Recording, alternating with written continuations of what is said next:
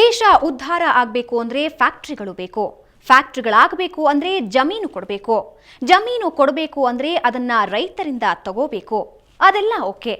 ಆದರೆ ಭೂಮಿ ಕಳ್ಕೊಳ್ಳೋ ರೈತರಿಗೆ ಎಕರೆಗೆ ಇಂತಿಷ್ಟು ಅಂತ ಪರಿಹಾರ ಕೊಡಬೇಕಲ್ಲ.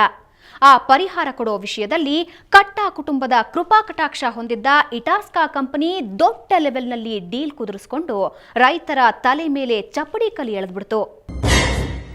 ಬಂಡಿಕೊಡಿಗೆಹಳ್ಳಿಯಲ್ಲಿ ಕೆಐಎಡಿಬಿ ವಶಪಡಿಸಿಕೊಂಡ ಒಟ್ಟು ಜಮೀನು ಸುಮಾರು 450 ಎಕರೆ.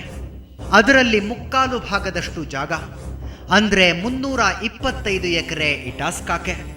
ಇನ್ನುಳಿದ 125 ಎಕರೆಯನ್ನ ಬೇರೆ ಕಂಪನಿಗಳು ತಗೊಂಡಿವೆ.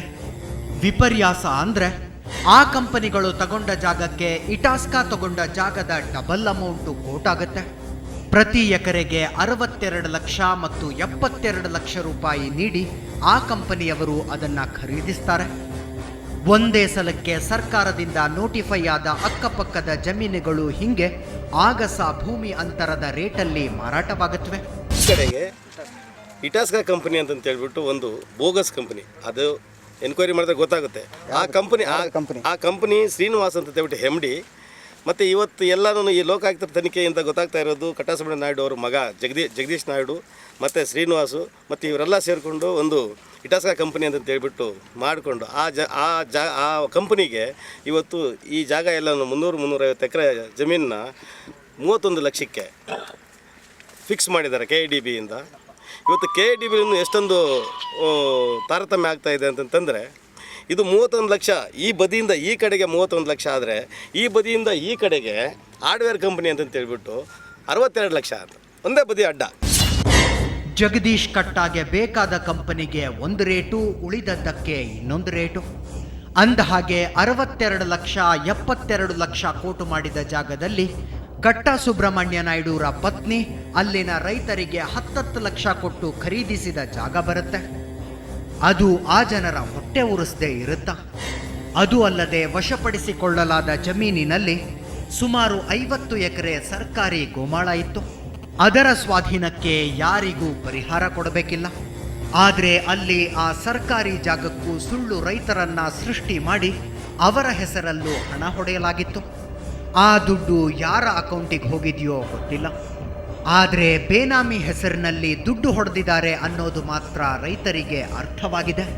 ಮೊನ್ನೆ ಲೋಕಾಯುಕ್ತರು ಬಂದು ಕರೆದು ನಮಗೆ ಕರೆಸಿ ಕೇಳಿದಾಗ ನಾವು ಹೋಗಿ ಸ್ಟೇಟ್ಮೆಂಟ್ ಕೊಟ್ಟು ಬಂದಿದ್ದೀವಿ. ಈ ಥರ ಮೋಸ ಮಾಡಿದ್ರು.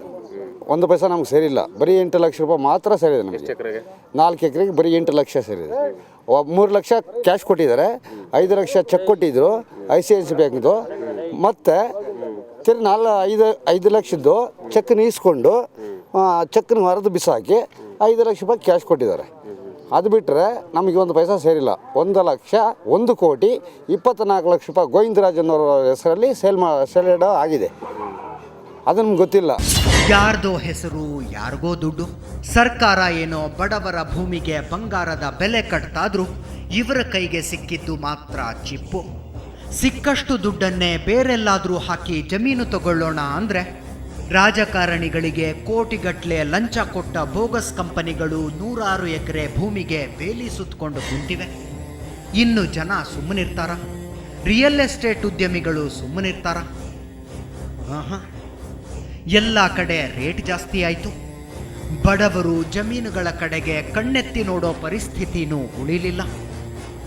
ಆದರೆ ರಾಜಕಾರಣಿಗಳು ಮಾತ್ರ ಬೇನಾಮಿ ಕಂಪನಿಗಳನ್ನು ಓಪನ್ ಮಾಡ್ತಿದ್ದಾರೆ. ಬಂಗಲೆ ಮೇಲೆ ಬಂಗಲೆ ಕಟ್ತಿದ್ದಾರೆ. ಕಟ್ಟಾ ಸುಬ್ರಹ್ಮಣ್ಯ ನಾಯ್ಡು ಅಂಡ್ ಫ್ಯಾಮಿಲಿ ಮಾಡಿದ್ದು ಕೂಡ ಅದನ್ನೇ. ಈಗ ಸಿಕ್ಕಿಬಿದ್ದು ಜೈಲು ಪಾಲಾಗಿದ್ದಾರೆ. ಶಾಪಗಳು ಕೂಡ ಸತ್ಯ ಆಗ್ತವ ಅಂತ ಅನಿಸೋದು ಇಂಥ ಕೇಸ್ಗಳನ್ನ ನೋಡಿದಾಗಲೇ. ಇದ್ದ ತುಂಡು ಭೂಮಿ ಕಳ್ಕೊಂಡ ಯಾವ ಬಡ ರೈತ ಇವರ ಬಂಗಲೆ ಕಡೆ ಮಣ್ಣು ತೂರಿ ಶಾಪ ಹಾಕದ್ನೋ, ಯಾವ ರೈತ ಮಹಿಳೆ ಗುಡಿಸಲ ಮೂಲೆಯಲ್ಲಿ ಬಿಕ್ಕಳಿಸಿ ನಿಟ್ಟುಸಿರು ಬಿಟ್ಟಿದ್ಲೋ ಗೊತ್ತಿಲ್ಲ.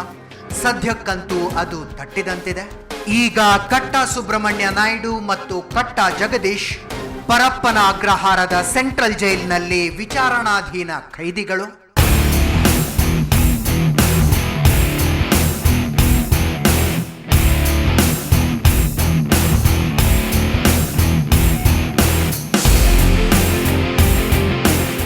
ಇದು ಕಟ್ಟ ಸುಬ್ರಹ್ಮಣ್ಯ ನಾಯ್ಡು ಅಂಡ್ ಸನ್ ಜೈಲಿಗೆ ಹೋಗಿದ್ದರ ಹಿಂದಿನ ಕಥೆ.